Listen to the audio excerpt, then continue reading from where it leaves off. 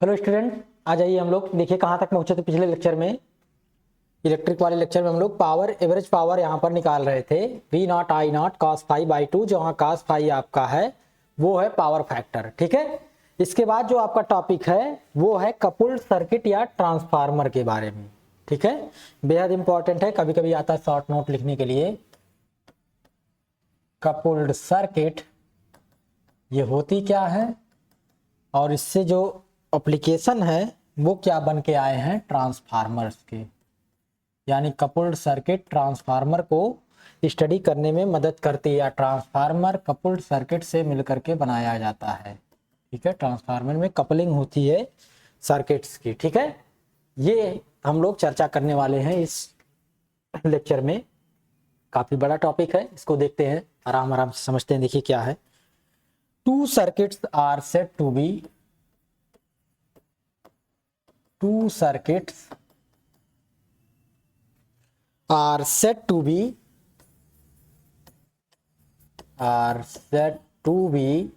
two circuits are said to be coupled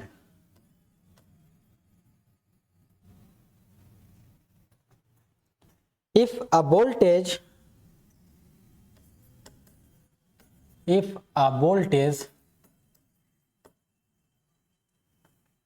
देखो दो circuit होंगी, उनको कपुल्ड हम तब कहेंगे, जैसे दो सर्किट है आपकी बनी हुई है, उन दोनों सर्किट को कपुल्ड कब कहेंगे।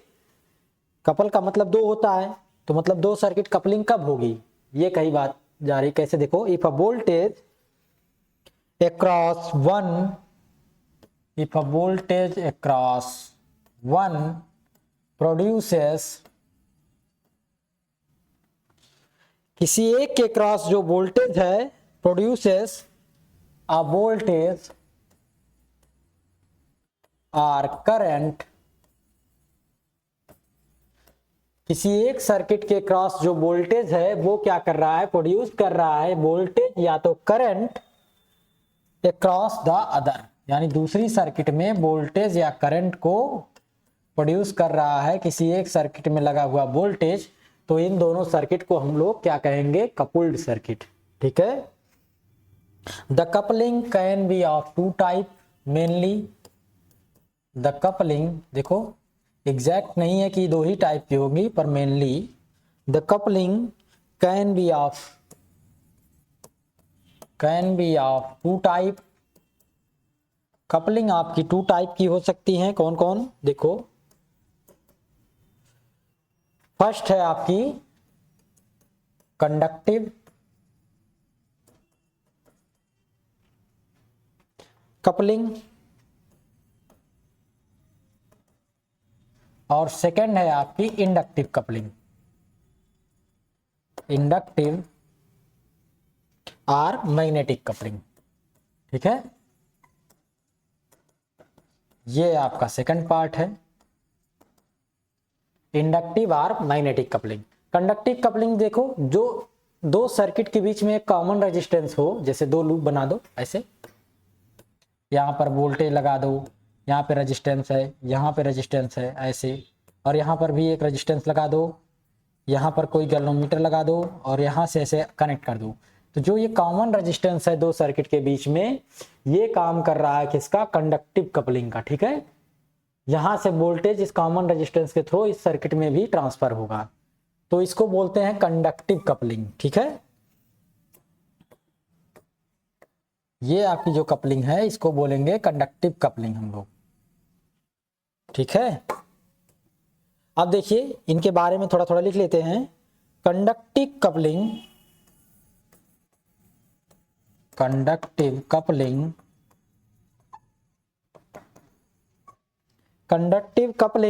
is due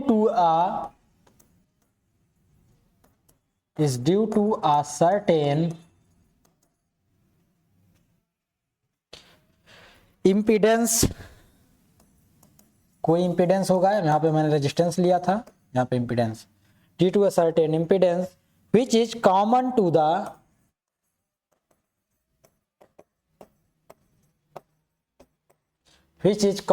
the two circuits। देखो दो सर्किट में जो कॉमन होगा, अभी जो बनाया था एक रजिस्टर कॉमन था वहां पर, यहां पर क्या होगा, वो इंपीडेंस है एक तरीके से, रजिस्टर ही नहीं हो सकता है, कोई इंडक्टर हो सकता है, कोई कैपेसिटर भी हो सकता है, या इनका कॉम्बिनेशन भी हो सकता है। ठीक है, अब इंडक्टिव कपलिंग के बारे में देखिए। Inductive coupling is through the magnetic field. Inductive coupling is through the magnetic field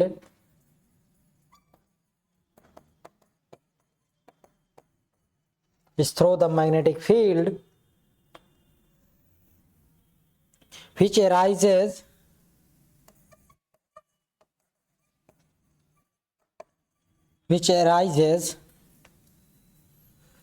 when a current is passed through when a current is passed through, देखो when a current is passed through one of the circuits,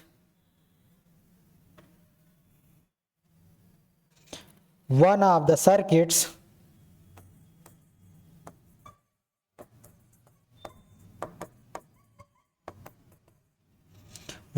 circuits and which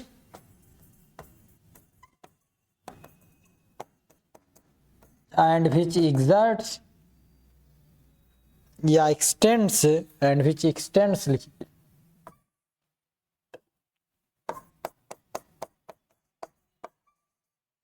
and which extends into the region containing second circuit also, into the which extends into the region containing the second circuit, यानी एक circuit में magnetic field जो produce हो वो दूसरी circuit में भी apply हो जाए, ऐसी circuit containing the second circuit also।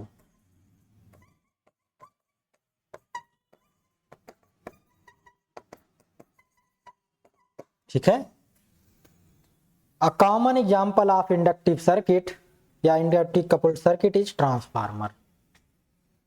A common example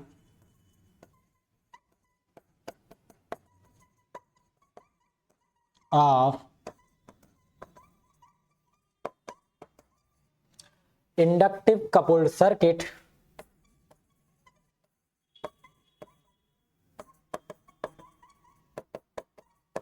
is transformer.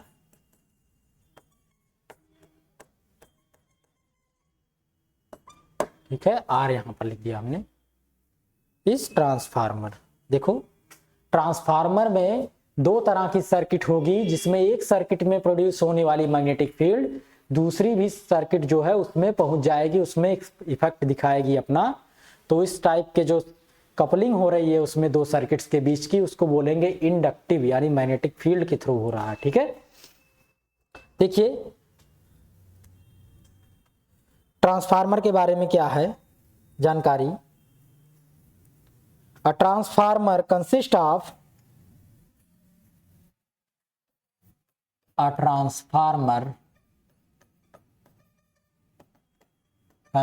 Of two coils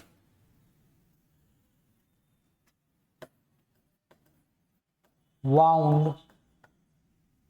देखो दो तरह की कॉइल रखता है, जो वाउंड है either on the same core, either on the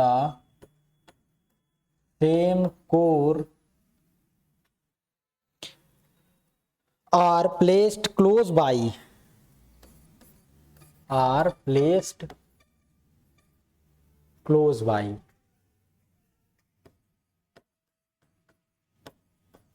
ठीक है, ट्रांसफार्मर इस तरह की सर्किट है जिसमें दो क्वाइल बाउंड की गई हैं सेम कोर पर या तो पास पास रखी गई हूं। ठीक है, इस तरह के कॉम्बिनेशन को बोलते हैं। ठीक है, so that the magnetic flux closed by, so that the magnetic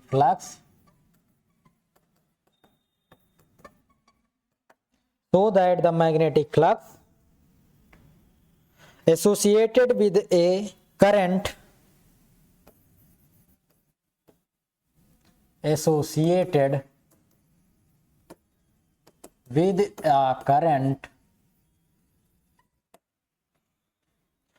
so the magnetic flux associated with a current in one passes through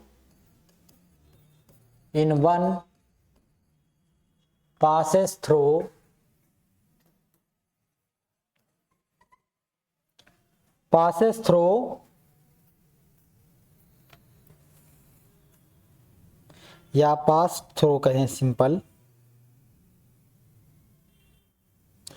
the other also, pass through the other also. ठीक है, यानी इस तरह का combination होगा coiling का, या तो एक ही कोर पर उनको बाउंड कर दें पास पास, या दोनों को पास पास रख दें, इस तरह से कि एक में मैग्नेटिक फील्ड प्रोड्यूस हो वो दूसरे में भी पास करे। जो एक में किसी एक सर्किट में करंट फ्लो कराएं तो उससे जो मैग्नेटिक फील्ड बने वो दूसरे में पास करे। या ध्यान दीजिएगा, क्वाइल में जब हम करंट फ्लो कराते हैं तो उससे एसोसिएटेड एक मैग्नेटिक फील्ड प्रोड्यूस होती है। किसी भी सर्किट में अगर करंट फ्लो होती है तो उसके चारों ओर एक मैग्नेटिक फील्ड भी प्रोड्यूस होती है, ये प्रॉपर्टी है। ठीक है,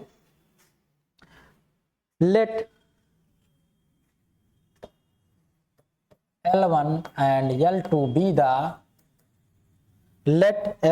L2 be the self inductance of two coils, self inductance of the two coils,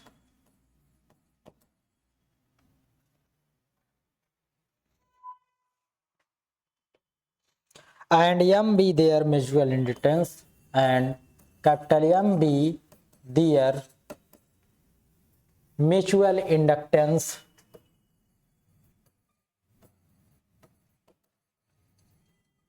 अब सेल्फ इंडक्टेंस क्या होता है, म्यूचुअल इंडक्टेंस क्या होता है, इसके बारे में इंटरमीडिएट में है, यहां पर उसकी चर्चा नहीं की जा रही है। अ रिलेशन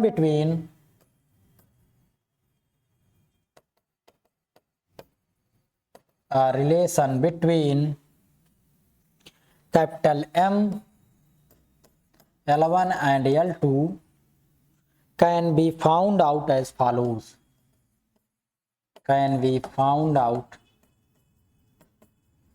follows,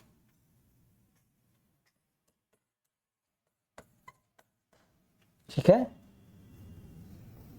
देखो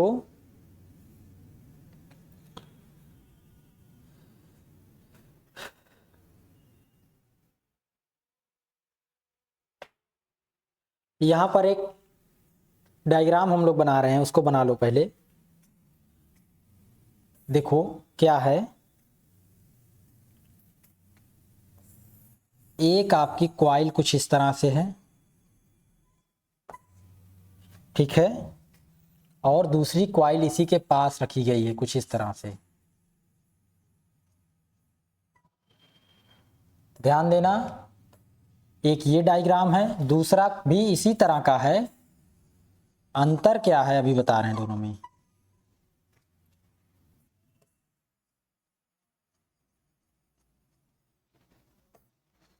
दूसरा डायग्राम भी इसी तरह का है, अंतर क्या है उनमें, एक में जो करंट हो रही है वो I1 फ्लो हो रही है, ठीक है।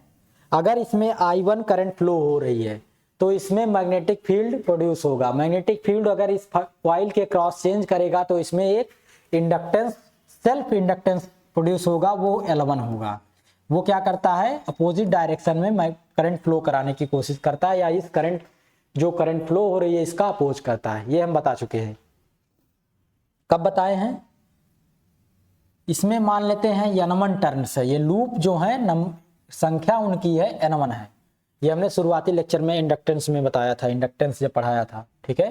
रजिस्टर, इंडक्टर और कैपेसिटर बता रहे थे, तो हमने बताया था कि जो भी करंट फ्लो होती है किसी इंडक्टर के क्रॉस, क्या होता है उसमें जो मैग्नेटिक फील्ड प्रोड्यूस होती है, वो मैग्नेटिक फील्ड जब चेंज होती है तो इसमें एक ईएमएफ प्रोड्यूस होगा। वो ईएमएफ इस डायरेक्शन में करंट को फ्लो आउट कराने की कोशिश करेगा कि इस I1 का अपोज करेगी।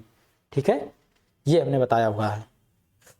दूसरा, ये कॉइल L2 जिसमें सेल्फ इंडक्टेंस L2 है और इसमें नंबर ऑफ टर्न N2 है। ठीक है, इन कॉइल की कपलिंग हो रही है, इन दोनों के बीच का जो म्यूचुअल इंडक्टेंस है, यानी अगर एक कॉइल में करंट I1 फ्लो हो रही है, इसकी वजह से दूसरी कॉइल में जो मैग्नेटिक फील्ड चेंज होगी उसमें करंट अपने आप फ्लो होने लगेगी। वो करंट कैसे फ्लो होगी, वो म्यूचुअल इंडक्टेंस जो कांस्टेंट है इसके थ्रू मैनेज की जाएगी, कितने अमाउंट की करंट इसमें फ्लो होगी। ठीक है, उसको M नाम दिया गया है। इन दोनों कॉइल्स को हमने एक साथ एसोसिएट किया हुआ है। एक L1 है जो कुछ इस तरह से है,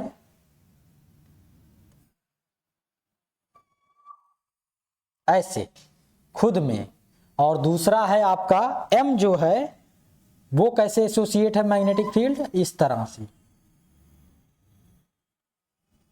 एक की वजह से दूसरे में। ठीक है, ध्यान दीजिएगा, कुछ इस तरह से एसोसिएशन है उनका। ये जो है पहला वाला फ्लक्स है जो magnetic field lines, number of magnetic field lines से पास हो रही हैं, उसको नाम दिया गया है Φ11, और इस सेकंड वाले को नाम दिया गया है Φ12, यानी पहले वाले की वजह से दूसरे में। ठीक है, इतनी बात हो गई। इसी तरह से यहां पर भी बनाइए। देखिए यहां पर एक मिस्टेक हो रही, क्या मिस्टेक है, ये जो लाइन पास हुई है, ध्यान रखिएगा, इस लाइन को हमें इस तरह से पास कराना है कि इसी के अंदर से आई हुई है। ठीक है, ऐसे। अब दूसरा बना लेते हैं। दोनों के बीच का म्यूचुअल इंडक्टेंस क्या होगा, M होगा। खुद के बीच का सेल्फ इंडक्टेंस क्या होगा, इसमें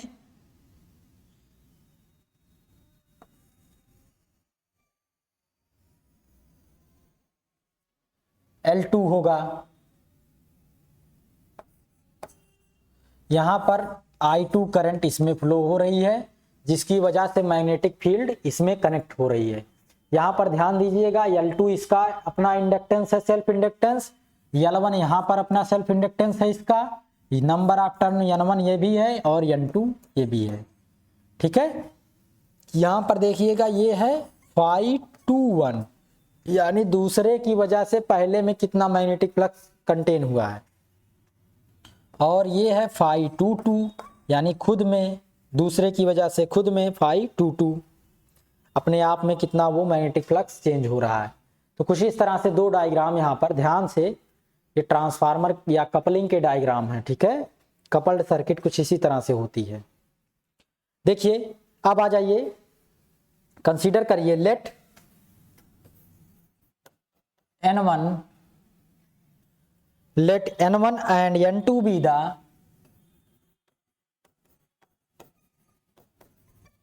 number of, let N1 and N2 be the number of turns in the two coil, turns in the two coils respectively। ठीक है, लेट, जो हमने बातें बताई उसी को लिख रहे हैं। Let Φ1 be the magnetic flux linking with each turn of the, let Φ1 be the magnetic flux linking, मतलब जुड़ते हुए है ये किसके बीच में, with each turn of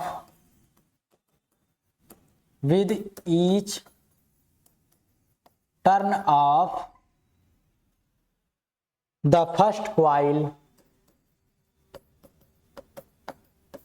with each turn of the first coil due to a current I1 in this coil.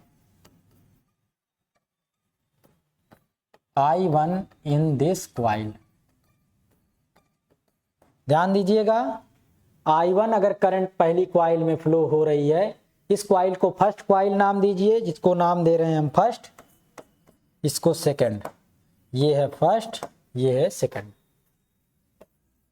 अगर I1 current पहली coil में फ्लो हो रही है तो इसकी वजह से जो मैग्नेटिक फील्ड प्रोड्यूस हो रहा है, हर एक टर्न के बीच में φ1 का magnetic flux lines pass out हो रही है, ये बात कही जा रही है। ठीक है, in this coil. Then by the definition of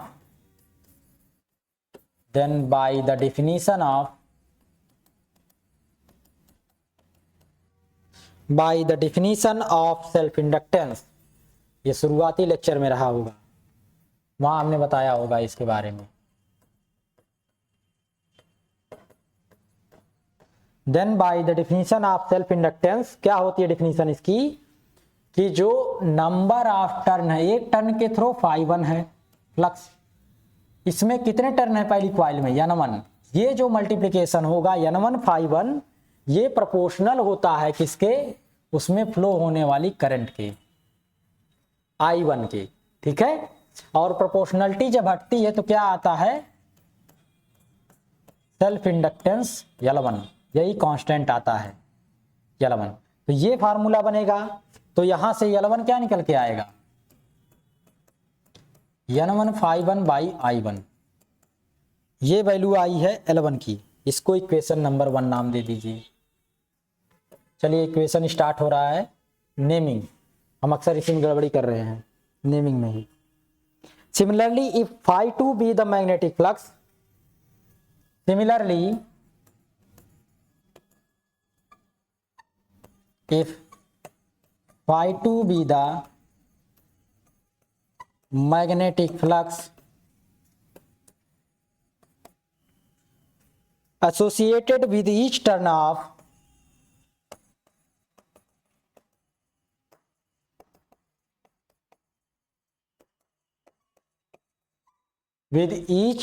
of the second coil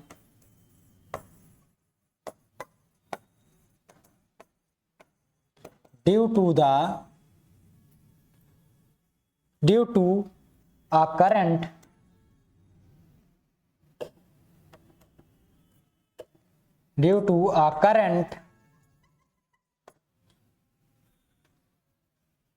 I2 in it,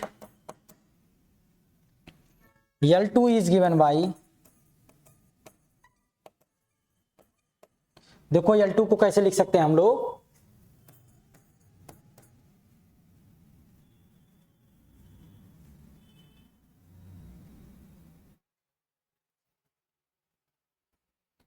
N2 φ2 by I2, इसको इक्वेशन नंबर 2 दे दीजिए नाम, L2 ऐसे लिखा जाएगा। ठीक है, φ1 हैज 2 पार्ट्स, देखो φ1 में 2 पार्ट हैं, कौन कौन से, φ11 which passes through the coil first only and φ12 which passes through the second coil also। ठीक है, φ1 के बारे में लिखिए, φ1 has 2 parts, first φ11 which passes through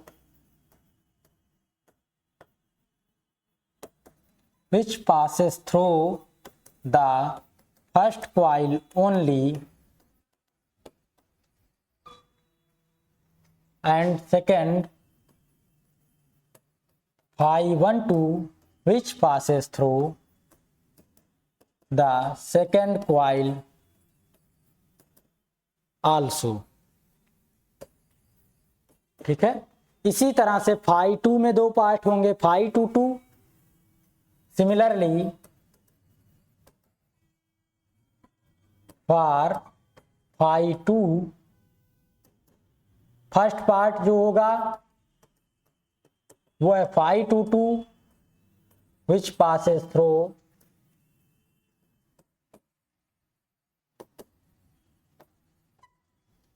second coil only, और दूसरा क्या है, सेकंड क्या है जो है वो है phi 2 1 which passes through first coil also। ठीक है, ये बातें हैं दोनों फ्लक्स के बारे में। ठीक है, phi 1 2 is measure of mutual inductance capital M। phi 1 2 जो सेकंड कॉइल से पास हो रहा है ये किसका मेजर है, म्यूचुअल इंडक्टेंस का। phi 1 2 is measure of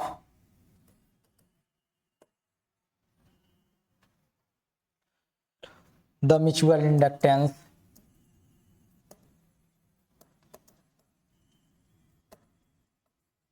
capital M which is given by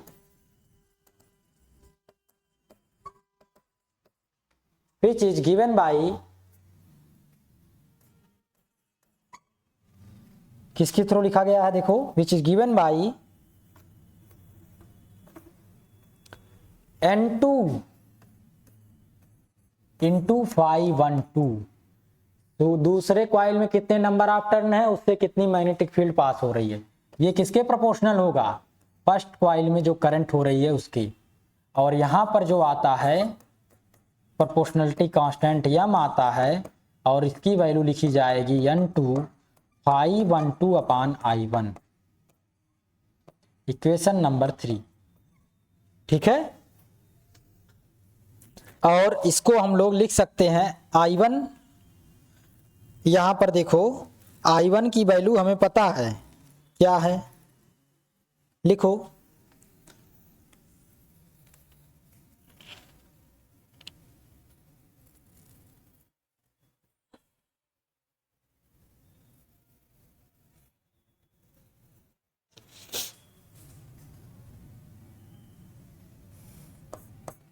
इसको लिख सकते हैं, देखो N2 by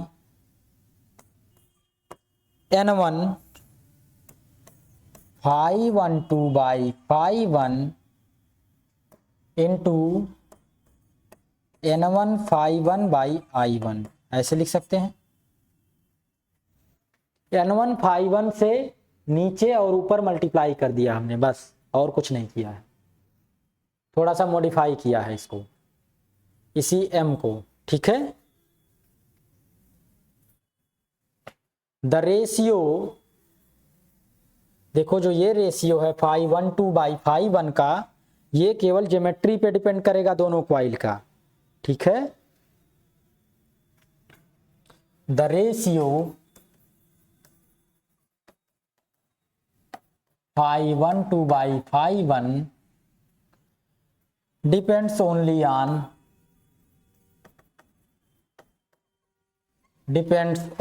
on the geometry of the two coils, depends only on the geometry of the two coils।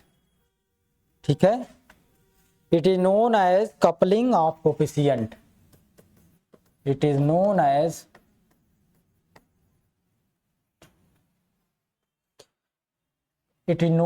the coefficient of coupling या coupling coefficient of coupling।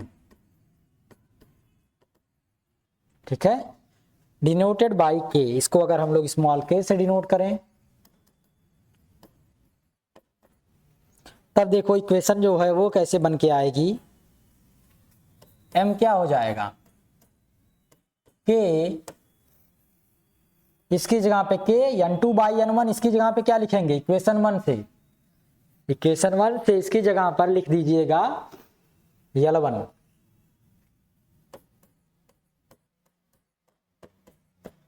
ये आ गया आपका म्यूचुअलिंग। ठीक है, similarly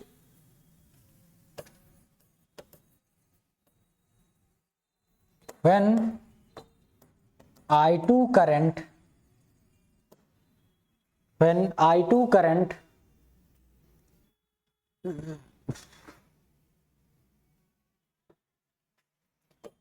passes through the second coil,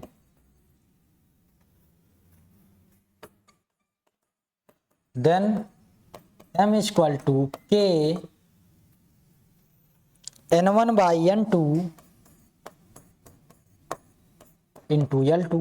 ऐसे ही दूसरे coil के लिए किया जा सकता है, और इन दोनों इक्वेशन को नाम दिया जाए, 3 हुआ था, 4 और 5 बाई इक्वेशन 4 एंड 5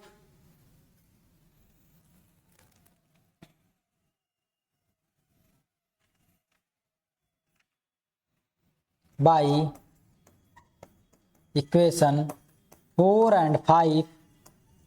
देखिए 4 एंड 5 से हम क्या करें, दोनों का मल्टीप्लाई कर दें, तो मल्टीप्लाई करेंगे तो m स्क्वायर हो जाएगा। ठीक है, लेफ्ट का लेफ्ट, राइट से राइट मल्टीप्लाई करेंगे तो k स्क्वायर, ये कैंसिल आउट हो जाएंगे, बचेगा L1 L2। ठीक है, by equation 4 and 5 multiplying in them, multiplying them, यहाँ पे I होगा। ठीक है, मल्टीप्लाइंग देम, m जो आएगा क्या आएगा, k under root L1 L2, ये वैल्यू आ गई m की। देखो रूट में है ये। इसका मतलब अगर ट्रांसफार्मर को इस तरह डिजाइन करें हम लोग, अगर देखो m की वैल्यू ये निकल के आ गई, क्वेश्चन नंबर 6 नाम दे दो। If the transformer is designed in such a way that the entire magnetic flux passing through the first coil passes through the second coil also, K have its maximum value of unity। ठीक है, अगर transformer को इस तरह हम लोग design करें कि जो मैग्नेटिक फ्लक्स पहली कॉइल से पास हो रहा है जितना φ1, वही मैग्नेटिक फ्लक्स φ11 φ12 से जो पास हो रहा है एग्जैक्ट उसी के बराबर आए, तो जो K आया हुआ है उसकी वैल्यू 1 हो जाएगी, क्योंकि उसी का रेशियो है। For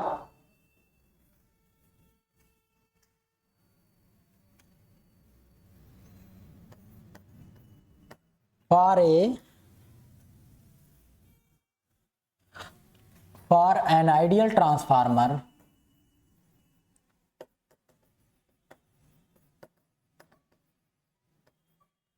K is equal to 1, then m is equal to under root L1 L2।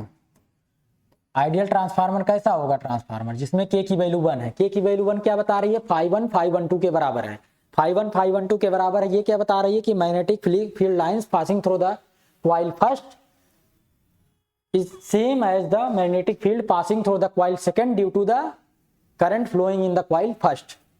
ठीक है, ये हो रहा है, यहां से ये कंक्लूजन निकल के आ रही है। तो m की ये वैल्यू आ गई आपकी। ठीक है, अब एनालिसिस करिए, देखिए ट्रांसफार्मर की एनालिसिस कैसे करें हम लोग।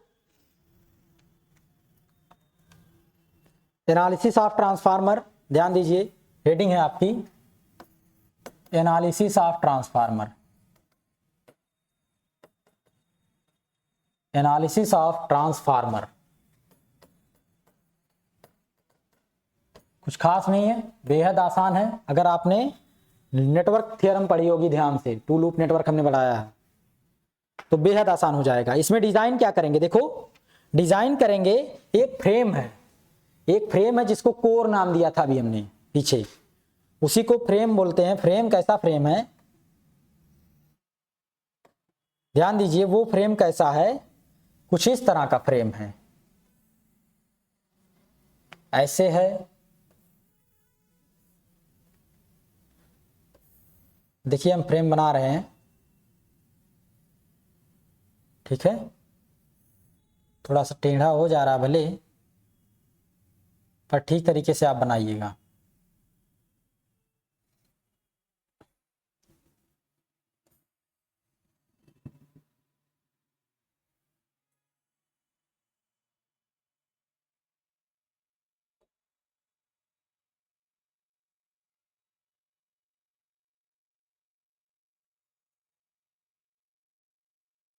देखिए कुछ इस तरह का फ्रेम है।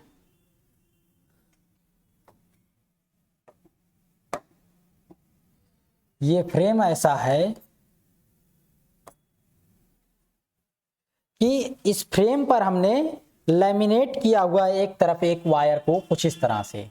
एक वायर आपका इधर से आया हुआ है जिसमें एक रेजिस्टेंस R1 लगा हुआ है। इस टोटल वायर के रेजिस्टेंस को R1 बनाया गया है, बताया गया है। ये ऐसे लैमिनेट है।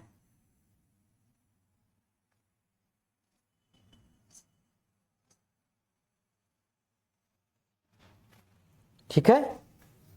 और दूसरी तरफ एक और वायर है जिसमें हमने रेजिस्टेंस R2 लगाया हुआ है। इसको हम लैमिनेट कर रहे हैं दूसरे तरफ।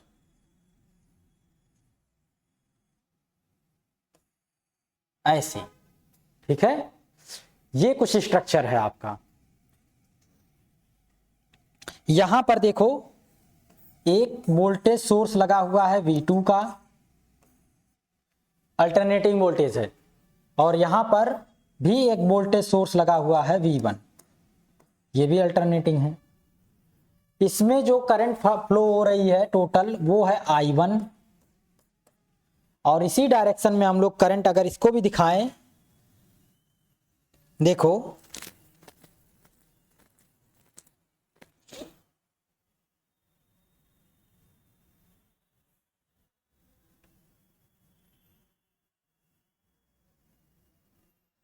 यहां पर जो करंट फ्लो हो रही है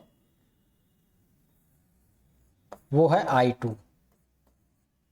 ठीक है, वोल्टेज से ही करंट शुरू होगी, डायरेक्शन अपोजिट दिख रही है यहाँ पे। ठीक है, यहाँ पर डायरेक्शन अपोजिट दिख रही है कुछ। देखिए पहली कॉइल का जो सेल्फ इंडक्टेंस है वो L1 है, दूसरी कॉइल का अपना खुद का सेल्फ इंडक्टेंस L2 है। पहली कॉइल से जो फ्लक्स है वो कुछ ऐसे एसोसिएट है, नाम दिया है phi1। और दूसरी कॉइल से जो फ्लक्स पास आउट हो रहा है वो भी ऐसे पास आउट हो रहा है कि एक दूसरे के अपोज में है दोनों। देखो नाम दिया है phi2। ये हो गया, ध्यान से समझिएगा इनको। ठीक है, इतनी बातें आपको लिखनी है। Consider N transformer with two coils wound on the two sides of A rectangular magnetic core.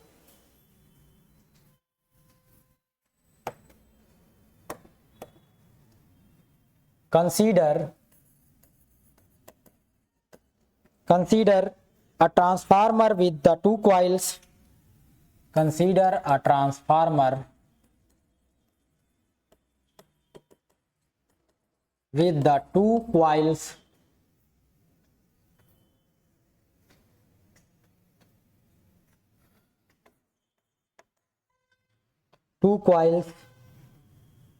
wound on the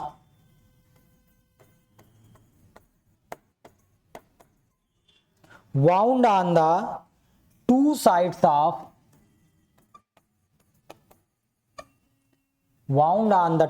of a rectangular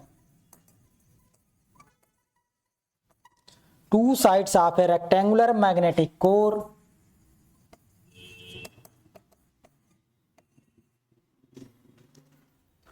as shown in figure,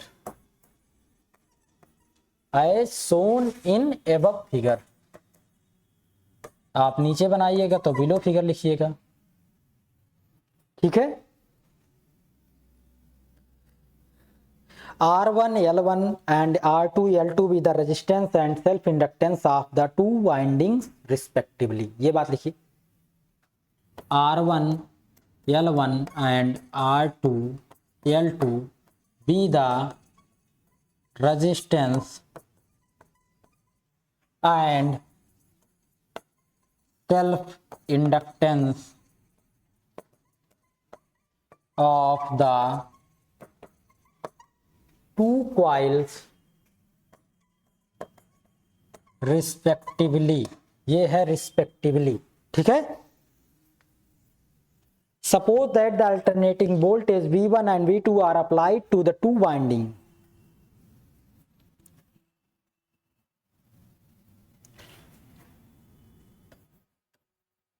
Suppose that the alternating voltages V1 and V2 applied on the two windings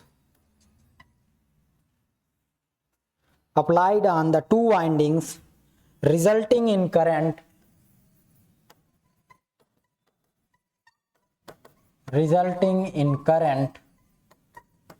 I1 and I2 respectively.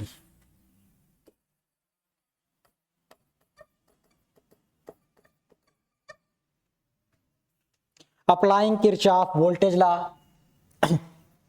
बार बार इसको एक ही बार बताया हूं और बार बार इस्तेमाल होता है और बार बार ही इसका जिक्र आ रहा है। यानी कोई भी सर्किट बिना इसके कंप्लीट नहीं हो सकती या एनालिसिस नहीं की जा सकती। बहुत इंपॉर्टेंट नियम है ये। कोई भी इलेक्ट्रिकल सर्किट बिना किरचॉफ वोल्टेज लॉ के आप ठीक से स्टडी नहीं कर सकते, इसको आपको समझना होगा। ये दोनों सर्किट में अगर अप्लाई करिए, देखिए तो क्या कहता है, एक सर्किट में टोटल जो वोल्टेजेस हैं और दूसरी सर्किट में जो टोटल वोल्टेज है उन सबका एल्जेब्रिक सम 0। तो पहली सर्किट में क्या है, I1 करंट है through R1 plus LdI1 dt, ये है इंडक्टेंस के थ्रू, प्लस पहले सर्किट की फ्लक्स की वजह से सेकंड सर्किट में करंट फ्लो होगी कितनी, I2 अगर, तो म्यूचुअल इंडक्टेंस आएगा, उसको हमने प्लस माइनस साइन से दिखाया हुआ है। अभी समझाएंगे कि प्लस साइन होगा कि माइनस, इक्वल टू किसके बराबर होगा, V1 के। ठीक है, और इसी तरह से दूसरी सर्किट में लगेगा तो क्या होगा, I2 R2 प्लस L1 था यहाँ पे L2 हो जाएगा dI2 by dt plus minus M, दोनों में सेम है। ठीक है, dI1 by dt equal to V2। यहां जो M का एक्सप्रेशन निकल करके आया था इसके पहले, वो बता रहा है कि दोनों सर्किट में जो फ्लो होने वाली करंट है उस पर डिपेंडेंसी नहीं है उसकी। चाहे जो भी करंट फ्लो हो दोनों सर्किट में, जो म्यूचुअल इंडक्टेंस आएगा वो रूट L1 L2 आएगा, वो दोनों के सेल्फ इंडक्टेंस के मल्टीपल के बराबर आएगा। इसलिए यहाँ पर M दोनों में सेम है। ठीक है, ऐसा हम लोग मान के चल रहे हैं। ठीक है, प्लस माइनस साइन ये बता रहा है कि जो पोलैरिटी है आपकी वो पॉजिटिव हो सकती है, निगेटिव हो सकती है, पर यहाँ पर इस केस में हम लेके चल रहे हैं दोनों फ्लक्स एक दूसरे का अपोज कर रहे हैं, phi1 phi2, तो साइन जो होगा वो निगेटिव लिया जाएगा यहाँ पे म्यूचुअल इंडक्टेंस का। ठीक है, दोनों फ्लक्स एक दूसरे का अपोज कर रहे हैं इसीलिए। Where the third term on the LHS accounts for the voltage induced by mutual induction। ठीक है, जो थर्ड टर्म है ये voltage induced by mutual induction है।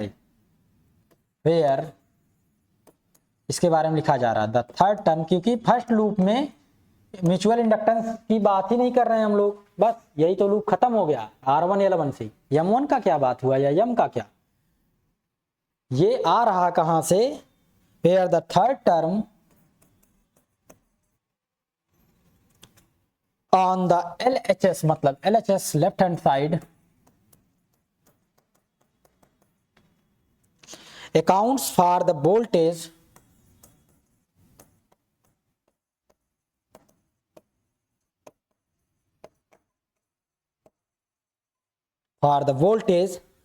induced by mutual induction, induced by mutual induction, mutual induction। ठीक है, ये तीसरा टर्म यहीं से इंड्यूस हो रहा है म्यूचुअल इंडक्शन से। It could be in general have the same polarity as the self induced voltage. Generally इसकी पोलैरिटी सेम हो सकती है, लेकिन यहां पर here phi1 and phi2 opposes to each other, so the polarity of M will be negative.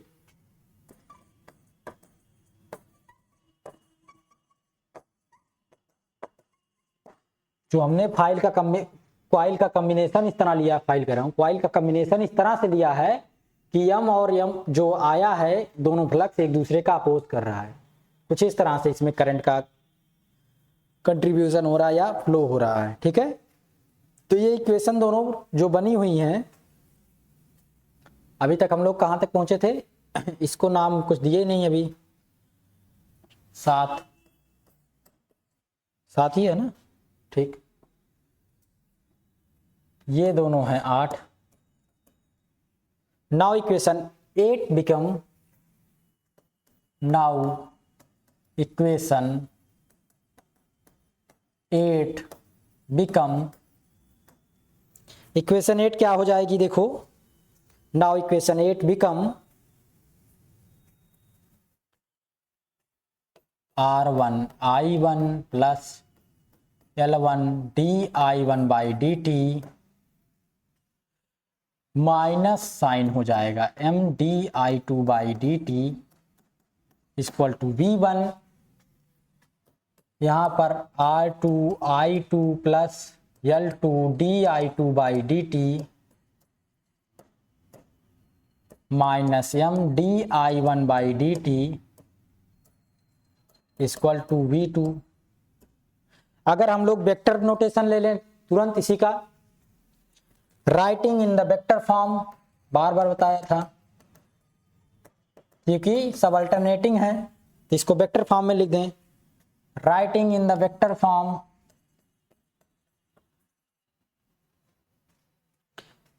these equations becomes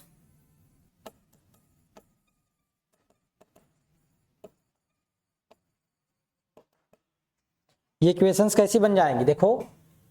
R1 capital vector I1 plus L1 dI1 by dt plus M, या minus M है यहाँ पर minus M है, dI2 by dt equal to vector V1। ऐसे ही R2 I2 plus L2 dI2 by dt minus M dI1 by dt equal to vector V2। Equation number 9 ले लीजिए, पिछला 8 था, 9 हो गया। ठीक है, यहां पर देखिए 9 को थोड़ा और मॉडिफाई करिए तो R1 I1 प्लस इसका डिफरेंशिएशन dI1 वो क्या होता है, j ओमेगा हो जाएगा। फ्रीक्वेंसी मान लेते हैं दोनों सर्किट में जो फ्लो हो रही करंट वो एक ही सेम है, j omega L1 vector I1 minus M j omega into vector I2 equal to 0। यहां पर भी वैसे हो जाएगा R2 vector I2 plus j omega L2 into vector I2 minus M j omega into vector I1 equal to V1 था, 0 क्यों हो गया यार, V1 ये था V2। इसको मॉडिफाई कर लें थोड़ा सा और, I1 को एक साथ लिखिए R1 plus j omega L1 into vector I1 minus j omega M into vector I2 equal to vector V1। यहां पर I1 के नीचे I1 वाला j omega M into vector I1 minus sign के साथ plus R2 plus j omega L2 into vector I1 equal to vector V2, कुछ इस तरह से। ठीक है, ये लिख दिया हमने। ध्यान दीजिए, इन दोनों इक्वेशंस को I1 I2 के लिए हम लोग सॉल्व कर सकते हैं, ठीक है। और इसको हम लोग टू लूप नेटवर्क सिस्टम से अगर देखना चाहें तो कैसे लिख देंगे, देखो, the two equations, these two equations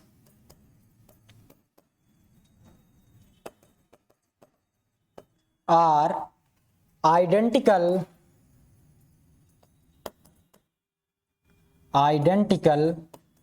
to the mesh equations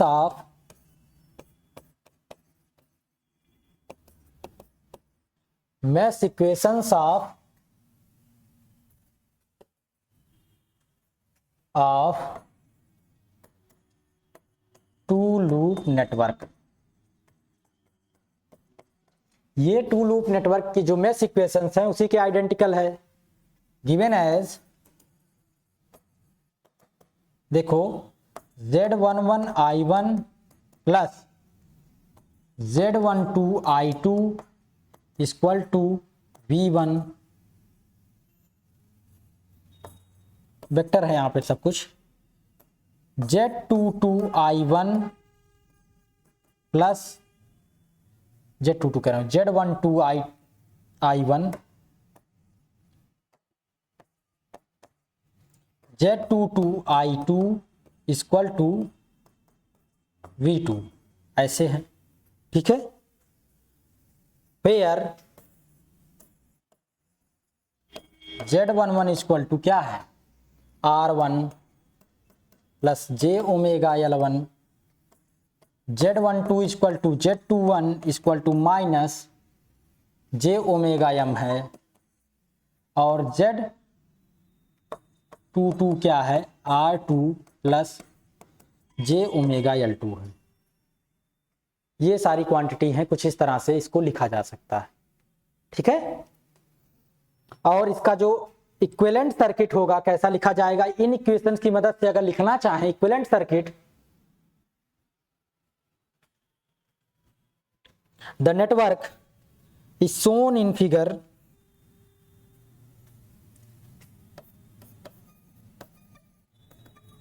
the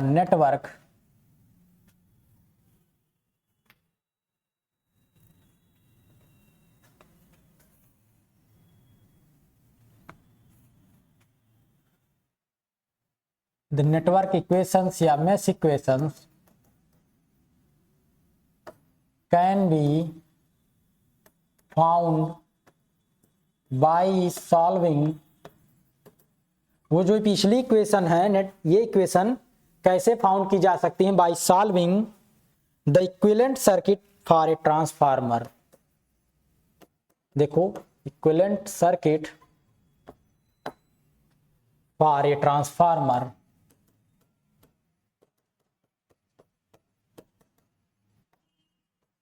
transformer, given as,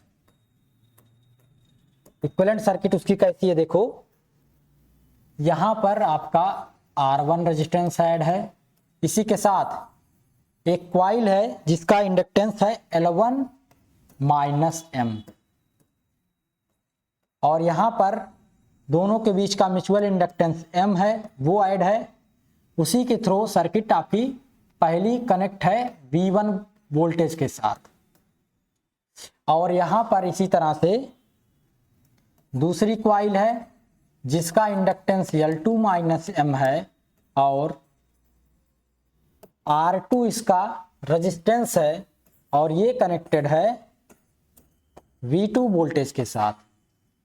अगर ऐसी कोई सर्किट बना दें और इसको सॉल्व करें जिसमें करंट I1 ऐसे फ्लो हो रही है और I2 ऐसे फ्लो हो रही है, अगर ऐसा बना दें हम लोग तो देखेंगे, क्या देखेंगे, देखिए कि दोनों सर्किट का जो इसका आया हुआ है टोटल इक्वेशन में इक्वेशन, वो इस सर्किट का भी आ जाएगा, यानी इसकी इक्विवेलेंट सर्किट हो गई। चाहे इसको सॉल्व करो, चाहे, अरे यार, इसको सॉल्व करो, ठीक है। इन दोनों में से किसी को भी सॉल्व करो तो आपका जो इक्वेशन आएगी वो बराबर आएगी, वही आएगी। ठीक है, नाउ इसको नाम दिया हमने क्या, पिछली इक्वेशन कौन सी थी, 9 थी, इसको 10 दे दीजिए। Now from equation 10, now from equation 10 the current I2, अगर हम करंट I2 निकालना चाहें तो I2 विल बी, देखो मैं इक्वेशंस आपने अगर सॉल्व की होगी तो I2 करंट निकालने का तरीका जानते होंगे। डिटर्मिनेंट ऑफ क्या हो जाएगा, देखो Z11 Z12, इसकी जगह पे क्या हो जाएगा V1 और V2 divided by determinant of Z11 Z12 Z21 Z22। ठीक है, ये हो जाएगा, ध्यान दीजिएगा ये Z21 है यार, अगर हमने गलत लिखा होगा वहां पर तो देख लेते हैं, मैं गलती से गलत तो नहीं लिख दिया, Z21 है ये,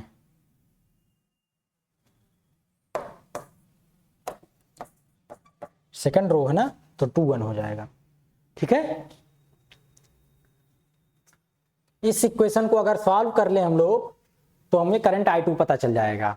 but most of the circuit, but for most of the transformer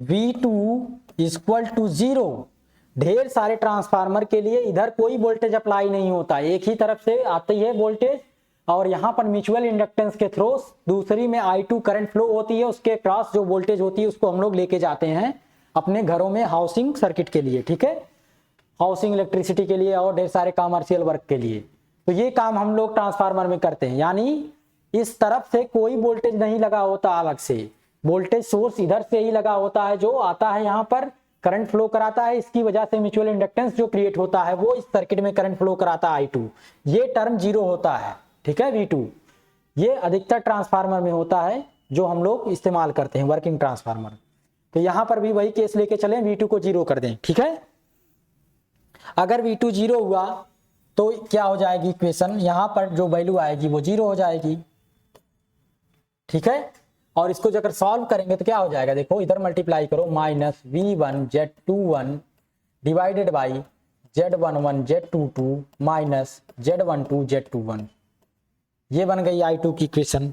ठीक है, अब देखो अगर इस इक्वेशन को आपको थोड़ा सॉल्व करना हुआ तो सारी वैल्यू रख दो।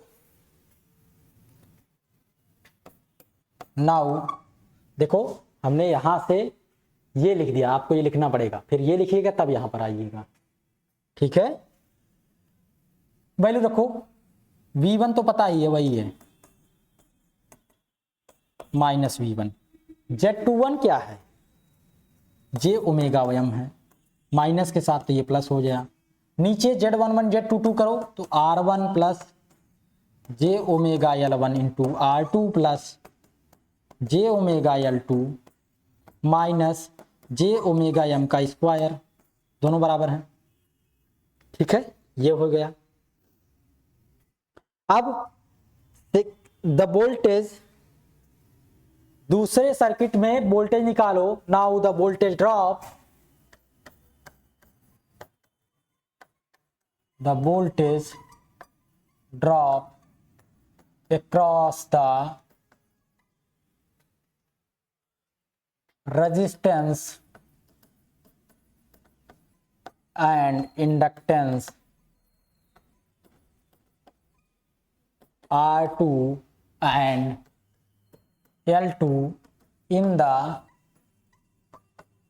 second loop, जो दूसरा लूप है सेकेंड वाला लूप, इसके क्रॉस ये तो 0 है, अब इसके क्रॉस वोल्टेज ड्रॉप कितना होगा ये अगर हम निकालें तो क्या हो जाएगा, देखो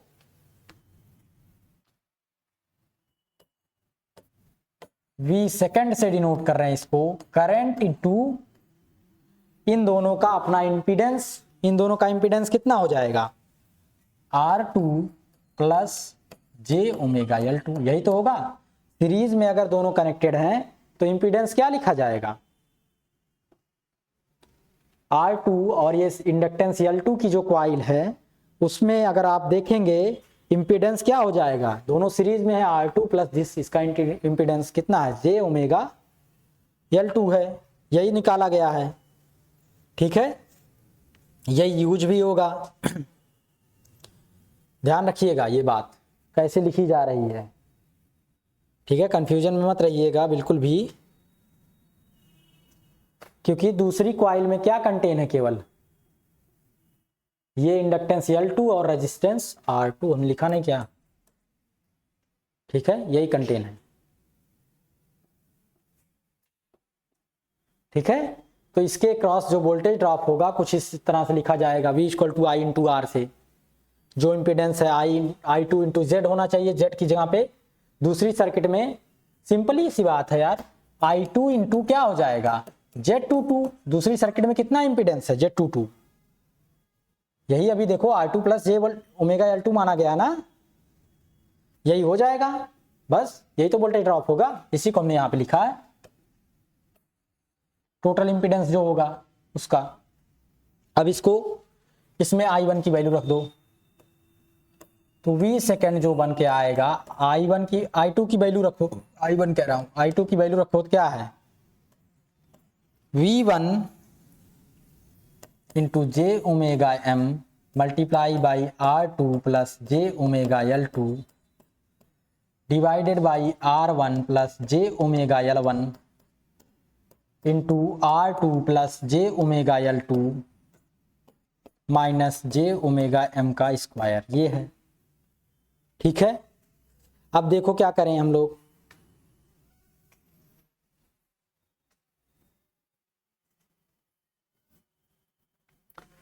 इसको हम लोगों को थोड़ा मॉडिफाई करना है, कैसे मॉडिफाई करें, ऊपर V1 ही रहने दें, इस टर्म से डिवाइड कर दें नीचे, ठीक है, इस टर्म से ऊपर नीचे डिवाइड कर दो, तो V सेकंड क्या आएगा बन के, ध्यान से देखिएगा कैसे कर रहा हूं, ऊपर तो V1 रह जाएगा, इस टर्म से जब इसमें डिवाइड करेंगे तो R2 जे ओमेगा L2 कैंसिल हो जाएगा, बचेगा दिस बाई दिस, तो इसको अलग अलग अगर लिखेंगे तो R1 by J omega M plus j omega L1 by J omega M ऐसे लिखा जाएगा, और माइनस जब इसको इसमें डिवाइड करेंगे तो ये टर्म कैंसिल हो जाएगा, बचेगा j omega M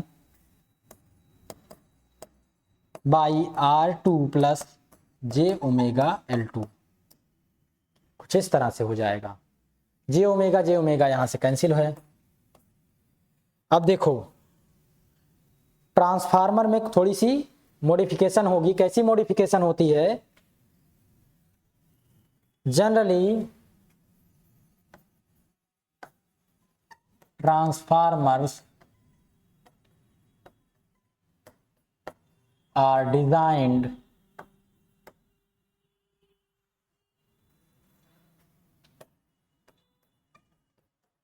in such a way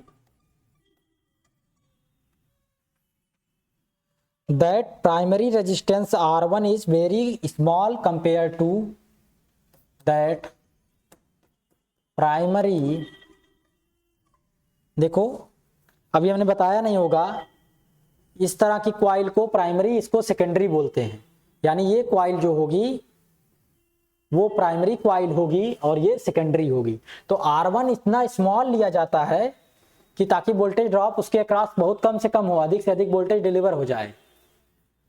primary resistance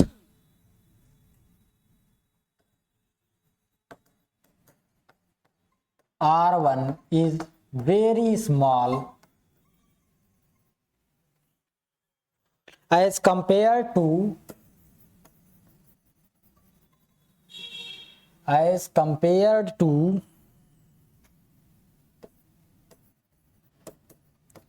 J omega M and secondary impedance J omega L2 and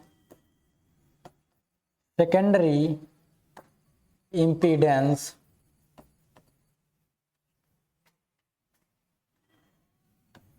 R2 plus J omega L2 is very large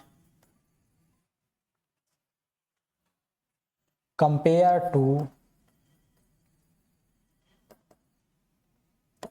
J omega M.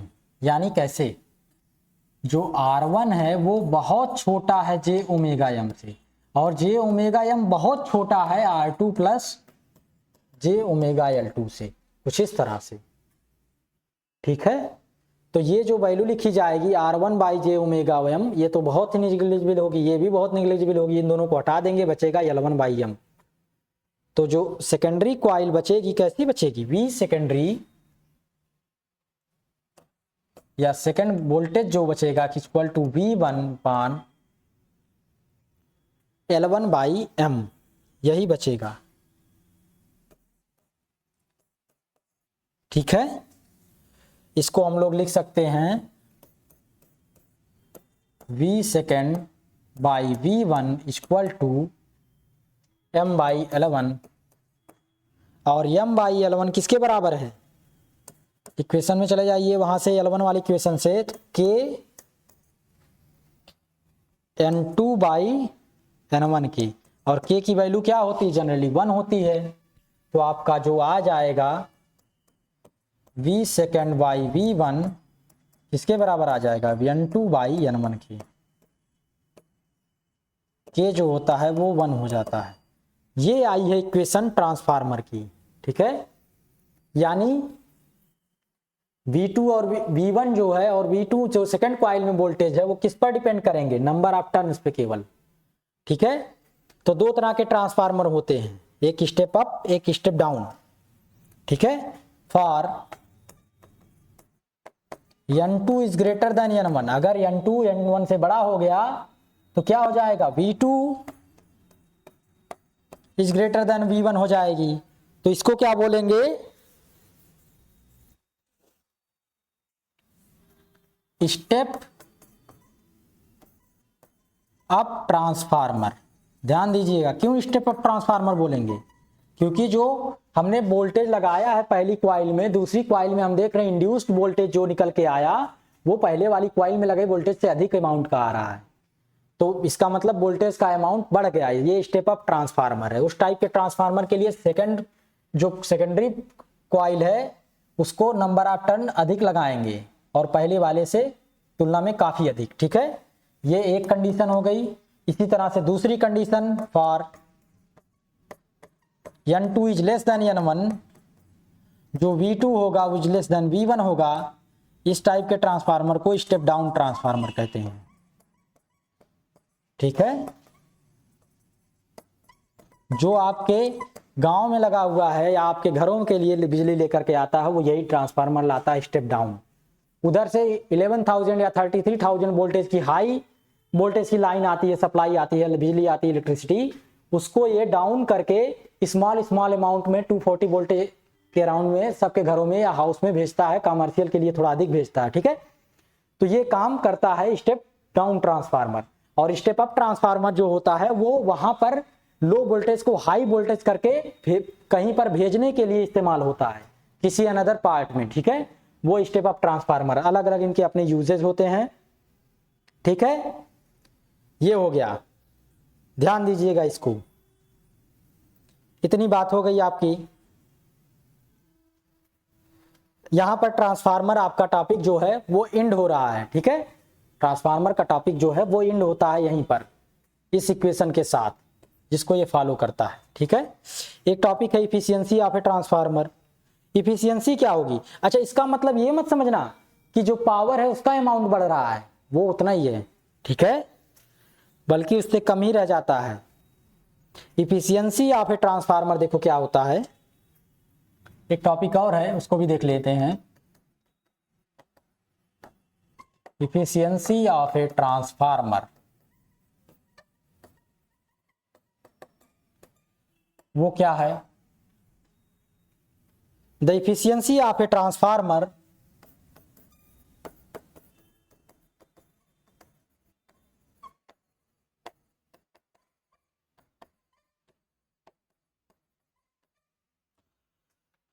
is denoted by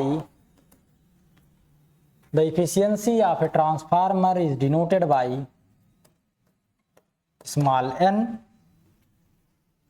and defined as n equal to कैसे define है देखो, power delivered to the secondary, power delivered to the secondary coil या secondary लिख दो simple, divided by power input to the primary, यानी primary में कितना हमने पावर लगाया और कितना पावर उधर सेकेंडरी में डिलीवर हुआ उसी का रेशियो है। प्राइमरी इनटू 100 परसेंटेज में निकालेंगे तो 100 मल्टीप्लाई करेंगे ये आएगा परसेंट में। ठीक है, ये फार्मूला आपका है इफिशियंसी का। ठीक है, कई बार पूछा जाता है तो ये आप निकाल सकते हैं। पावर कैसे होती है, V इंटू I1। ठीक है, पहले सर्किट में फ्लो होने वाली करंट और दूसरे सर्किट में फ्लो होने वाला करंट, उसका अमाउंट तो हमने निकाला। पहले सर्किट में कितनी करंट फ्लो होगी ये निकाल सकते हैं, बहुत आसान है। उसी में इक्वेशंस की मदद से I1 का अमाउंट निकाल लेंगे हम लोग।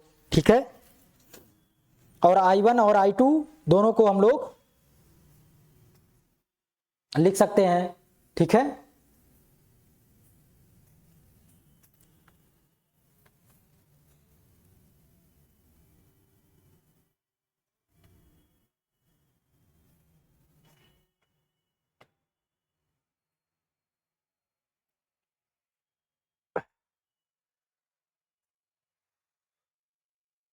यहां पर देखो, नाउ फ्रॉम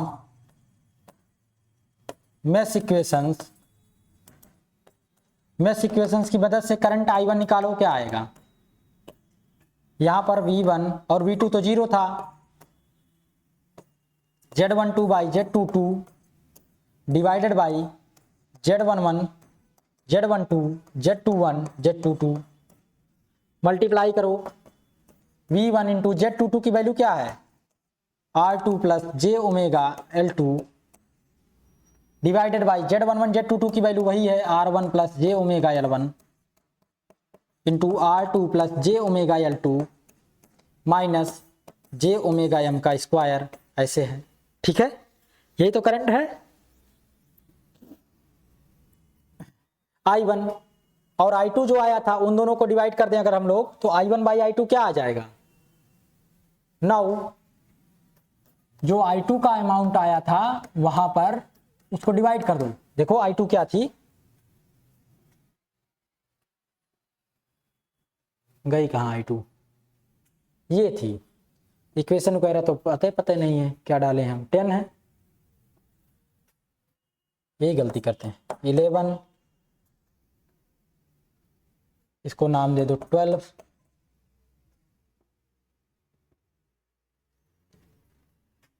इसको 13 और इसको 14, और हमारा जो था 12। नाउ बाय इक्वेशन 12 एंड 14, शायद यही दोनों इक्वेशन है। I2 को 12 ही डाला है, 11 डाला यार, 11 एंड 14। देखो दोनों को डिवाइड करो तो बचेगा क्या, ऊपर बचेगा केवल R2 plus J omega L2। ठीक है, और नीचे बाई J ओमेगा M, यही बचेगा। देखो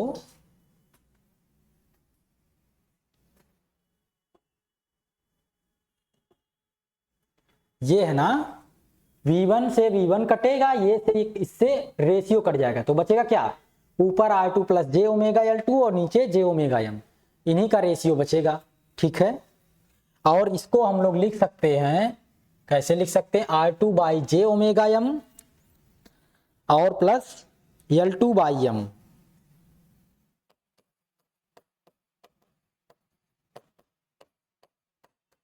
और बताया है J ओमेगा M जो है R2 से बहुत बड़ा है। ठीक है, तो जो आएगी वैल्यू वो किसके बराबर आएगी, L2 बाई एम के।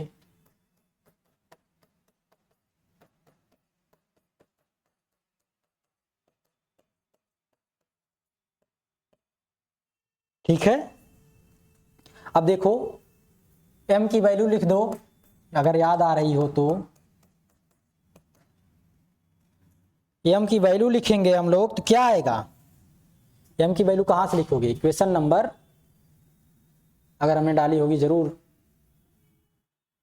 हमको खुद नहीं भरोसा, 5 से के n1 by n2 into L2, यही वैल्यू लिखनी है। ठीक है, m की क्या वैल्यू लिखनी है,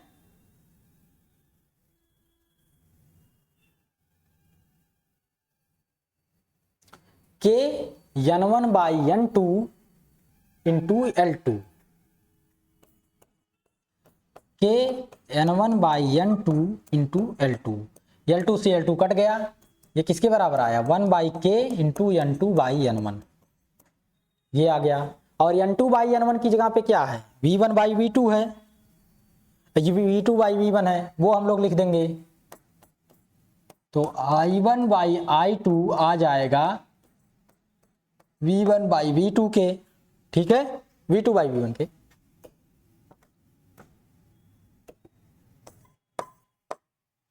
ध्यान दीजिएगा, इसके बराबर आ जाएगा। तो यहां पर क्या लिख सकते हैं, v1 i1 equal to v2 i2, ये वैल्यू लिख सकते हैं। ठीक है, और ये वैल्यू जब लिख देंगे तो क्या पता चलेगा, जो पावर आपकी है वो इक्वली डिलीवर हो रही है, जो पावर यहां पर है उतनी ही यहां पर डिलीवर हो रही है। कब होती है, जब k की वैल्यू 1 होती है, तभी ऐसा हो सकता है। अगर k की वैल्यू 1 ना हो तो ऐसा कभी नहीं होगा। ठीक है, तो ध्यान दीजिएगा, k की वैल्यू पर डिपेंडेंसी बन रही है। k की वैल्यू अगर 1 हो गई तो टोटल पावर डिपेंडेंट हो जाएगी। k क्या है आपका, कपलिंग कोफिशिएंट है, मतलब 100% इफिशियंसी होगी। जो पावर यहाँ पर P1 प्राइमरी पावर बराबर सेकेंडरी पावर हो जाएगी तब जब k की value when k equal to 1, यानी कपलिंग कोफिशिएंट 100% हो, यही आपकी इफिशियंसी दिखाएगा। ठीक है, जब दोनों पावर बराबर हो गई तो दोनों का रेशियो लीजिए, यहां पर लिखिए P1 बाई P2 इंटू 100, तो कितना हो जाएगा, इसको दूसरे वर्ड में ऐसे भी लिख सकते हो,